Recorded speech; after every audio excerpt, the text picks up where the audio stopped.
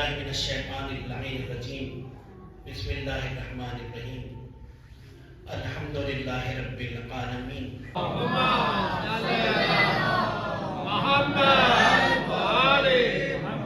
ولعنۃ اللہ علی اعدائہم اجمعین من الآن الی قیام یوم الدین اما بعد فقد قال اللہ تبارک و تعالی وقولہ الحق بسم اللہ الرحمن الرحیم انا اعطیناک الکوثر فصل لربک وانحر انا شانئک هو الابتر وقال رسول اللہ صلی اللہ علیہ وآلہ یا فاطمہ ان اللہ یغضب لغضبک فیرضی لرضاک صلوات محمد و آل محمد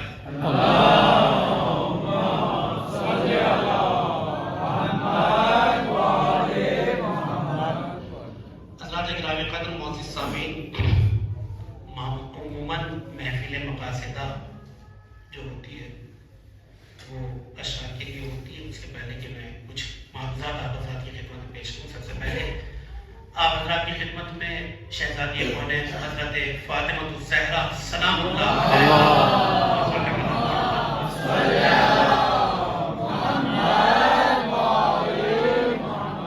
شہزادی کونین کی ولادت با سعادت کی مبارکباد پیش کرتا ہوں، اس امید کے ساتھ میں قول رسول اکرم آپ نے سنا اور آپ کو معلوم بھی ہے کہ آپ نے ارشاد فرمایا، اور چھٹے امام سے بھی روایت ہے کہ آپ نے ارشاد فرمایا کہ روز محشر جب ہوگا تو شہزادی کونین کو پروردگار عالم اذن شفاعت عطا کرے گا، اور وہ اذن شفاعت ایسا ہوگا جیسا کسی اور کو نہیں ملے گا۔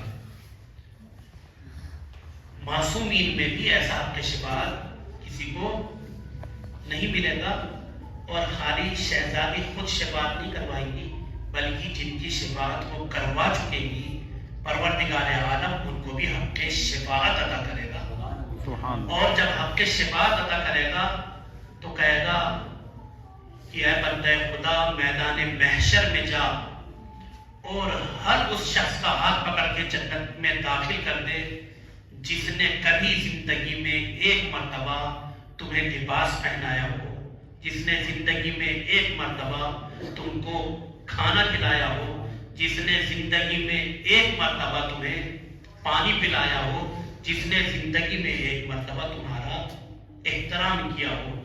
اتنی بڑی شفیع ہیں حضرت فاطمہ زہرا، اس امید کے ساتھ کہ پروردگار عالم انشاءاللہ روز جزا ہمیں اور آپ کو ان افراد میں شمار فرمائے جن کو شہزادی کونین بخشوانے والی ہے۔ محترم ولایت صاحب نے ایک نقطہ جو عرض کیا وہ بہت ہی اچھا نقطہ تھا کہ جو یہ چاہتا ہے کہ مصحف فاطمہ میں اس کا نام درج ہو، اس کو چاہیے کہ وہ قاتلین سے اظہار براءت کرتا رہے، اور حقیقت بھی یہی ہے جو ان سے محبت کرنے والا ہے وہ جب تک دشمنوں سے اظہار براءت نہ کرے وہ حقیقت میں چاہنے والا نہیں ہو سکتا، اور شفاعت اسی کو نصیب ہوگی جس کا نام مصحف حضرت زہرا میں درج ہوگا۔ کوشش کرنی چاہیے ہمیں اور آپ کو کہ مصحف حضرت زہرا میں انشاءاللہ ہمارا اور آپ کا نام درج کیا جائے۔ میں عرض یہ کر رہا تھا آپ کی خدمت میں کہ عموماً جو محفل ہوتی ہے وہ اشعار کے لیے ہوتی ہے، اور خدا کا شکر ہے مختصر صحیح مگر بہت ہی اچھی محفل برگزار ہوئی۔ پروردگار عالم انشاءاللہ تمام پڑھنے والوں کا پڑھنا قبول فرمائے، اور وہ تمام افراد جنہوں نے اہتمام کیا، بچوں نے مصروفیت سے وقت نکال کر کے، پروردگار عالم سے دعا ہے کہ پروردگار عالم حضرت زہرا کے راہ میں دام درہم سخن جس نے ذرہ برابر کوشش کی اور کرتا ہے، پروردگار عالم ان کی نیک آرزو نیک تمناؤں کو پورا فرمائے۔ حضرات گرامی قدر، میں نے آپ کی خدمت میں بہت ہی مختصر 4-6 منٹ میں ایک دو پیغام عرض کر دی۔ ایک سورہ کوثر، اور یہ سورہ کوثر ہمیشہ سے لاجواب رہا ہے۔ بے شک اس سورہ کا یہ سورہ حضرت شہزادی کونین کی شان میں نازل ہوا، اس میں کسی کو دو رائے نہیں ہے۔ بہت ہی مختصر سورہ ہے، قرآن مجید کا سب سے مختصر سورہ کوثر، اور جس طریقے سے خواتین میں جناب فاطمہ زہرا کا جواب ناممکن ہے اسی طریقے سے قرآن مجید میں اس سورے کا جواب نہ ممکن. جیسے جناب شہزادی کونین کا کوئی ثانی نہیں پایا جاتا، اسی طریقے سے اس سورے کا کوئی ثانی نہیں پایا جاتا. دنیا آج تک کوشش کرتی ہے کہ شاید فلاں کو ہم اگر بڑھا چڑھا کر کے بیان کر دیں. دنیا کا تقریباً رواج دستور یہ ہو گیا ہے کہ جب وہ کسی کو بیان کرنا چاہتے ہیں نا تو سوچتے ہیں کہ کسی ایک کو کم کر دو تو شاید وہ نکھر کر کے سامنے آ جائے. بہت سے افراد ہیں، مثال طور پہ مولا علی علیہ السلام کو جب ظہور کرنے کی نوبت آتی تو وہ سوچتے ہیں کہ نہیں تھوڑا بہت جو ہے خدا کو تھوڑی سی پاور جو ہے کم کر دی جائے تاکہ مولا علی بڑے اور بلند نظر آنے لگے. ہوتا یہ ہے کبھی کبھی کہ ہم کسی فضیلت کو بیان کرتے ہوا دوسرے کی فضیلت کو کم کرنا چاہتے ہیں. جیسے کہ بہت سے افراد آپ نے سنا ہوگا کہ گفتگو ہوتی ہے کربلا کی، گفتگو ہوتی ہے جنت کی، تو وہ کہنے لگتے ہیں کہ ہمیں جنت کی خواہش نہیں، ہمیں کربلا کی خواہش ہے. یہ اپنا ایک نظریہ ہے، مگر حقیقت میں یہ ہے کہ اگر آپ پوچھیں ہم سے کہ جنت چاہیے آپ کو یا کربلا چاہیے تو ہم یہ کہیں گے جنت اور کربلا دو الگ الگ چیزیں نہیں ہیں. جو جنت ہے وہی کربلا ہے اور جو کربلا ہے وہی جنت ہے. بے شک بے شک، سبحان اللہ. اور عزیزان گرامی یہ بھی حدیث ہے کہ جب روز حشر ہوگا تو جس طریقے سے آپ کسی پیپر کو فولڈ کرتے ہیں لپیٹتے ہیں نا، اس طریقے سے اس صفحے زمین کو لپیٹ دیا جائے گا، مگر کربلا کو اسی طریقے سے آسمان کی طرف اٹھا لیا جائے گا. واہ سبحان اللہ سبحان اللہ سبحان اللہ. یہی جو کربلا آپ دیکھتے ہیں یہ بے اے نہیں، اسی طریقے سے اسی کہا گیا یہ زمین کربلا جنت کا ایک ٹکڑا ہے. بے شک بے شک بے شک. تو دو الگ الگ چیزیں نہیں ہیں. اگر اس کو آپ عالم ملکوت سے دیکھیں گے تو کربلا نظر آئے گی، عالم ملکوت میں جانے کے بعد اسی کو آپ دیکھیں گے تو جنت نظر آئے گی. اس دنیا میں اگر آپ دیکھیں گے تو یہ کربلا نظر آئے گی. عزیزان گرامی تو ایسا نہیں ہے کہ کسی کو گھٹایا جائے تب کسی کی فضیلت نکھر کر کے سامنے آتی ہے. میں آپ کی خدمت میں عرض یہ کر رہا تھا سورہ کوثر، میں نے بارہا آپ کی خدمت میں آپ کی یہ چیز عرض کی. حقیقت یہی ہے، اور کوئی انسان اگر یہ سمجھتا ہے کہ شہزادی کونین کو اس نے ترک کر لیا تو وہ آنے کے بعد ہے کہ میں نے معرفت حاصل کر لی ہے. بڑے بڑے محققین گزر گئے، شہزادی کونین کی معرفت حاصل نہیں کر سکے. بس میں اتنی سی بات آپ کی خدمت میں کہنا چاہ رہا تھا. آج کے زمانے میں ہم یہ کہتے ہیں کہ شہزادی کونین کو کوئی سمجھ نہیں سکتا. شہزادی کونین کا کوئی ثانی نہیں ہے، نہ شہزادی کونین کا کوئی ثانی ہے، نہ سورہ کوثر کا کوئی ثانی ہے. سورہ کوثر آپ نے سنا ہوگا کہ عرب میں اشعار کا، غزلوں کا اور بہت زیادہ رواج تھا، اور وہ اپنے قصیدے جو ان کا سب سے بہترین قصیدہ ہوا کرتا تھا، وہ 7 قصیدے جو سب سے ٹاپ 7 میں رہا کرتے تو ان کو دیوار کعبہ پہ لا کے لٹکا دیا کرتے تھے. یہ کلام اس وقت تک دیوار کعبہ پہ لٹکے رہتے تھے جب تک اس سے بہتر جواب نہ آ جائے. رہتے تھے اس طریقے سے. پیغمبر اکرم کے زمانے میں بھی اسی طریقے سے تھا، یہاں تک کہ سورہ کوثر نازل ہوا. جب سورہ کوثر نازل ہوا تو پیغمبر اکرم نے خانہ کعبہ کے پاس جا کر کے سورہ کوثر کو لٹکا دیا. اب صبح ہوئی تو جانتے کیا منظر تھا؟ تمام قصیدے اتر گئے، خانہ کعبہ کی دیوار کے اوپر ایک ہی سورہ موجود رہا، اِنَّا أَعْطَيْنَاكَ الْكَوْثَرَ فَصَلِّ لِرَبِّكَ وَانْحَرْ اِنَّ شَانِئَكَ هُوَ الْأَبْتَرُ. یا رسول اللہ، آپ کی نسل ختم ہونے والی نہیں ہے، آپ کے دشمن کی نسل ختم ہونے والی ہے. عزیزان گرامی یہی وجہ ہے کہ موجودہ وقت میں، ہر دور میں، ہر زمانے میں، ہر علاقے میں، ہر ملک میں آپ کو حضرت زہرا کی طرف منسوب کرنے والے لاکھوں افراد نظر آ جائیں گے، مگر کسی میں دم نہیں جو کھڑے ہونے کے بعد کہے میں بنی امیہ سے تعلق رکھتا ہوں. عزیزان گرامی دور جاہلیت کے لوگوں نے اعتراف کیا کہ کوثر کا مثال ممکن نہیں ہے، اور پیغمبر اکرم نے انہی کے بارے میں ارشاد فرمایا جناب شہزادی کونین کے بارے میں، اے میری بیٹی فاطمہ، خدا تمہاری رضا سے راضی ہوتا ہے اور تمہارے غضب سے غضبناک ہوتا ہے. دیکھیں آپ خواتین کی اگر تعریف اٹھا کر کے پڑھیں جو خدا کے عہدے ہیں، نبی، رسول، امام، کوئی بھی خاتون نہ تو نبی بنی ہے، نہ رسول بنی ہے، نہ امام بنی ہے. اور اسی چیز سے آپ شہزادی کونین کے مقام کو سمجھیں.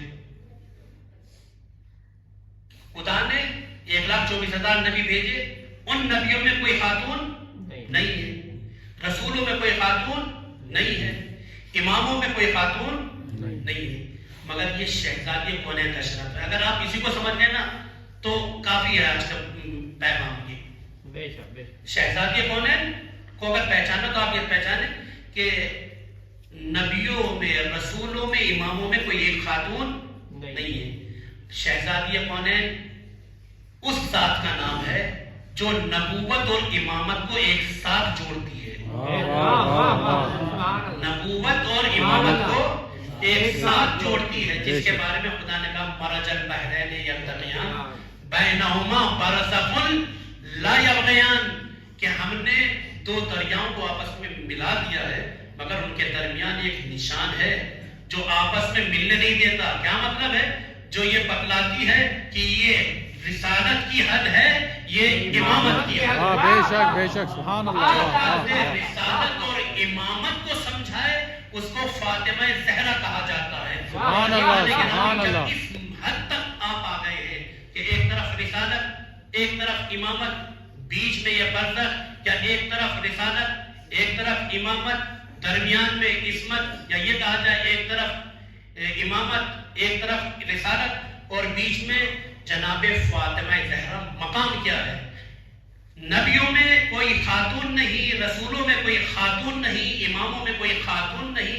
خدا نے کسی خاتون کو رسول نہیں بنایا، خدا نے کسی خاتون کو امام نہیں بنایا، مگر جو فضیلت پروردگار عالم نے شہزادی کونین کو عطا کی وہ عجیب و غریب ہے. کہ ہمارے اور آپ کے 5 امام حضرت امام محمد باقر علیہ السلام،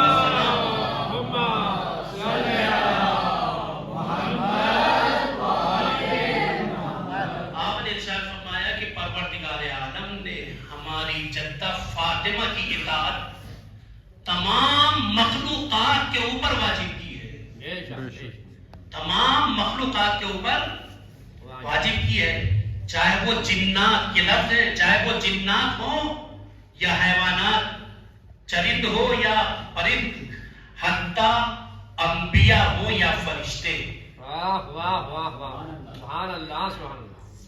عورت نہ نبی ہے، نہ رسول ہے، نہ امام ہے، مگر پروردگار عالم نے مقام کیا بخشا کہ ان کی اطاعت رسولوں کے اوپر بھی واجب ہے، نبیوں کے اوپر بھی واجب ہے. اور عزیزان گرامی، اگر آپ کو دلیل چاہیے ہو کہ ایسے کیسے ممکن ہے، بہت سے لوگ جو ہے دلیلیں مانگتے ہیں ہر چیز میں، کہ یہی والی حدیث، میں بات کو تمام کر رہا ہوں کہ خدا ان کی رضا سے راضی ہوتا ہے، ان کی ناراضگی سے ناراض ہوتا ہے. چھٹے امام نے حدیث بیان کی، کسی نے سوال کر لیا، کھڑا ہو گیا، کیا یہ ممکن ہے کہ ایک خاتون کی رضا سے خدا راضی ہو جائے اور ایک خاتون کے ناراض ہونے سے خدا ناراض ہو جائے؟ اعتراض کیا اس نے؟ آج کے زمانے میں بھی لوگ اعتراض کرتے ہیں. جیسے اس نے اعتراض کیا، فوراً چھٹے امام نے یہ کہا تم ابھی یہاں سے نکلو اور راستے میں تمہیں کوئی مفلس مل جائے، تمہیں اس پہ ترس آ جائے، تمہیں اس پہ لاڈ آ جائے، تمہیں اس کے اوپر پیار آ جائے اور تم اس کو ایک وقت کا کھانا کھلا دو. کسی ایک شخص کو کوئی ایک بندہ مومن تمہیں مل جائے، تم محبت کی وجہ سے اس کو ایک وقت کا کھانا کھلا دو. خدا تمہارے اس عمل سے خوش ہوگا یا نہ خوش ہو نہیں ہوگا؟ خدا راضی ہوگا یا راضی نہیں ہوگا؟ بے شک راضی ہوگا. کہا تم آگے بڑھے، ایک دوسرا مومن آ رہا تھا، بلا وجہ تم نے اس کو تماچا مار دیا، خدا ناراض ہوگا یا ناراض نہیں ہوگا؟ کیا کہنے نہیں، خدا ناراض ہوگا. کہا ایک مومن کو ناراض کرنے سے خدا ناراض ہو جائے، ایک مومن کو راضی کرنے سے خدا راضی ہو جائے.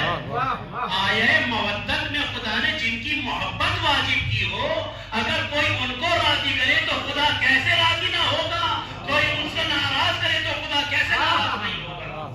سبحان اللہ نعرہ حیدری حیدری حیدری تو عزیزان گرامی میں یہ کر رہا تھا کہ خاتون نہ نبی ہے نہ رسول ہے نہ امام، شہزادی کونین کی عظمت، میں نے کہا کہ ان کی اطاعت نبیوں کے اوپر بھی واجب۔ میں اپنے چھوٹے بھائیوں کے لیے، بچوں کے لیے عرض کرنا چاہتا ہوں، کوئی اگر پوچھنے لگے آپ کے پاس دلیل کیا ہے کہ یہ نبیوں سے افضل ہے، آپ کے پاس دلیل کیا ہے یہ اماموں سے افضل ہے، تو میں نے سمجھا دیا، بارڈر کا نام ہے، درمیان میں بارڈر جو معین کر لیجیے، ادھر رسالت ہے ادھر امامت ہے، مگر نہ رسول ہے نہ امام ہے، مگر کمال، بس آخری جملہ، کمال ہے اس خاتون کا کہ جب نبوت کے سلسلے میں اسی خاتون کو دیکھا گیا تو سید المرسلین ان کو ام ابیہا کہتا ہوا نظر آیا، سبحان اللہ سید الانبیاء کہتے ہوئے نظر آئے، میری بیٹی فاطمہ تم تو مجھ محمد مصطفیٰ کی بھی ماں ہو۔ سبحان اللہ اب آپ یہ بتلائیے، ہم اور آپ ماں کا احترام واجب ہے کہ نہیں؟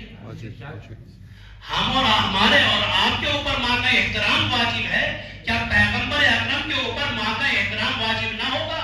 ام ابیہا اپنی ماں سمجھتے تھے، یہ احترام ماں کا تھا، یہ احترام سردار کا تھا، یہ احترام اپنے بزرگ کا تھا، یہ احترام اپنے جز کا تھا کہ جیسے جیسے پیغمبر اکرم جب دیکھتے تھے شہزادی کونین داخل ہو رہی ہے، پیغمبر اکرم کھڑے ہو کر کے ان کا احترام کرتے تھے۔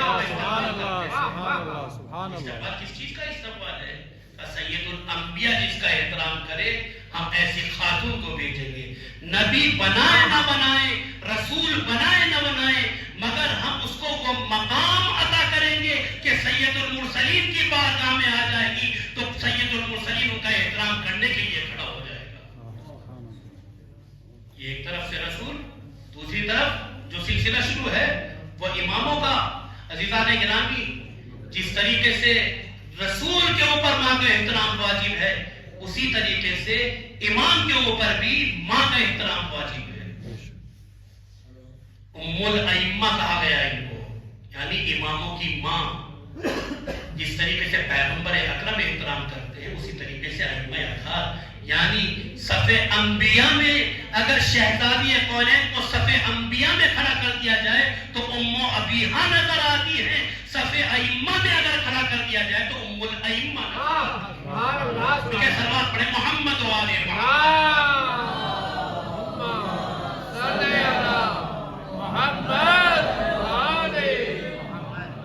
ایک سلوات کے ساتھ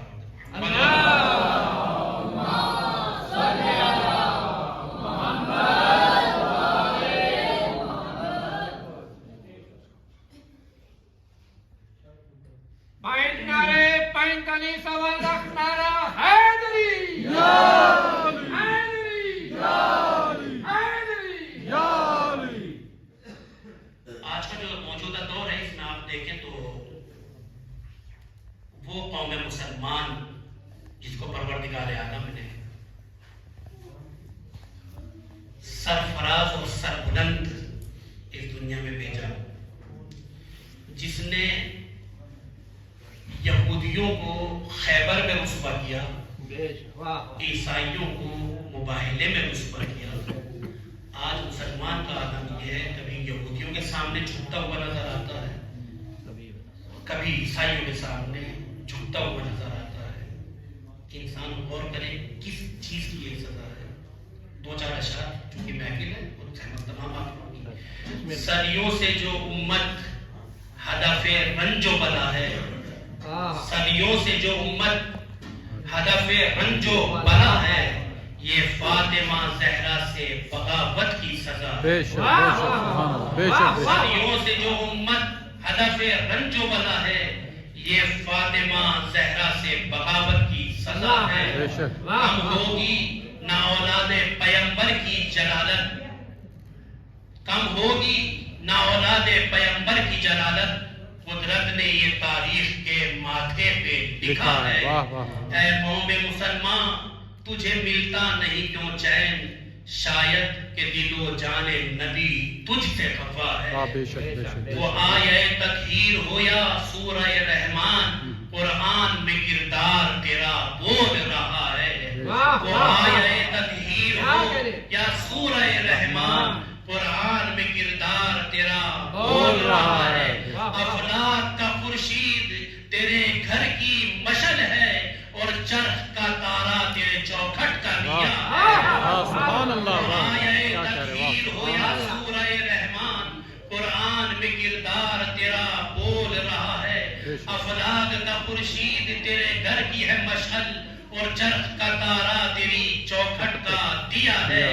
بچے تیرے اترے ہیں ابھی پشت نبی سے، یہ مہر نبوت ہے کہ نقشے کفے پا ہے۔ بچے تیرے اترے ہیں ابھی پشت نبی سے، یہ مہر نبوت ہے کہ نقشے کفے پا ہے۔ شمشیر علی جان سکی جن کے گلوں تک، خطبوں نے تیرے ان کا بھی سر کاٹ دیا۔ واہ واہ سبحان اللہ، واہ واہ سبحان اللہ، بچے واہ تیرے واہ اترے ہیں ابھی پشت نبی سے، یہ مہر نبوت ہے کہ نقشے کفے پا ہے۔ شمشیر علی جان سکی جن کے گلوں تک، خطبوں نے تیرے ان کا بھی سر کاٹ دیا ہے۔ شہزادی کونین اثاثہ تیرے گھر کا، ایک مشق ہے، ایک چکی ہے، اور ایک رلا ہے۔ بیبی تیرے ایثار کی قیمت کوئی کیا دے، جنت تو تیرے ایک ہی روزے کا صلہ ہے۔ خنجر کی خواہ چپ ہے، لب شمشیر ہے خاموش، لیکن تیرے بچوں کا لہو بول رہا ہے۔ شہزادی کونین اثاثہ تیرے گھر کا، ایک مشق ہے، ایک چکی ہے، اور ایک رلا ہے۔ بی بی تیرے ایثار کی قیمت کوئی کیا دے، جنت تو تیرے ایک ہی روزے کا صلہ ہے۔ خنجر کی زباں چپ، لب شمشیر ہے خاموش، لیکن تیرے بچوں کا لہو بول رہا ہے۔ ہے عقدہ کشائے دو جہاں، ہے در کرار۔ یہ آخری شعر ہے، بس تھوڑا سا میں ایک جملہ عرض کر دوں کہ جب شہزادی کونین کی رخصتی ہوئی، جناب پیغمبر اکرم آئے، اور آنے کے بعد انہوں نے پوچھا کہ میری بچی کو، میری بیٹی کو کیسا پایا؟ فرمایا نعم العون علی طاعت اللہ، کہ میں نے عبادت الہی میں بہترین مددگار پایا۔ بس یہ آخری شعر ہے۔ عقدہ کشائے دو جہاں، ہے در کرار، ہے عقدہ کشائے دو جہاں، ہے در کرار، اور ہے در کرار کی تو عقدہ کشا ہے۔ عقدہ کشائے دو جہاں، ہے در کرار، اور ہے در کرار کی تو عقدہ کشا ہے۔ بسم اللہ الرحمن الرحیم۔ ان اللہ و ملائکتہ یصلون علی النبی یا ایھا الذین آمنوا صلوا علیہ وسلم